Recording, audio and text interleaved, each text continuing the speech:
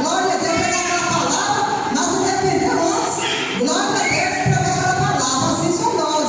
Não adianta nós podemos se arrepender e ir lá perdoar o irmão.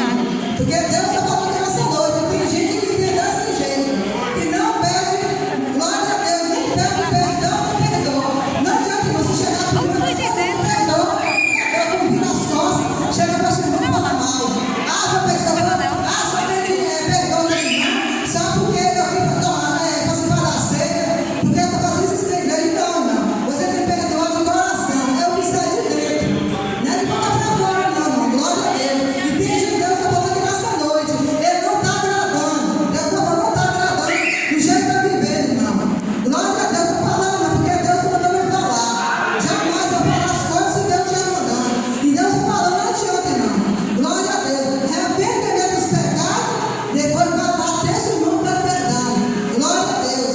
Você ser perdoado, irmão. Porque Deus, glória a Deus, Deus perdoou, irmão. Deus perdoou todos os pecados, porque Jesus morreu na cruz. Glória a Deus, ele morreu na cruz para salvar nós.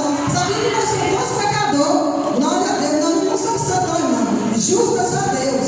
Glória a Deus, justo é pecador. Mas Deus é pecador arrependido. Glória a Deus. Porque quando Jesus está voltando, é tempo de arrepender. É tempo de buscar. Glória a Deus. Não é tempo, irmão, ficar brincando sem crer na igreja, não. Porque nós temos. Não adianta, irmão. Porque nós posso esconder do pastor, posso esconder do irmão, quem for. Mas para Deus ninguém esconde, irmão. Glória a Deus. E na casa de Deus nós temos que viver com a vida no altar, irmão.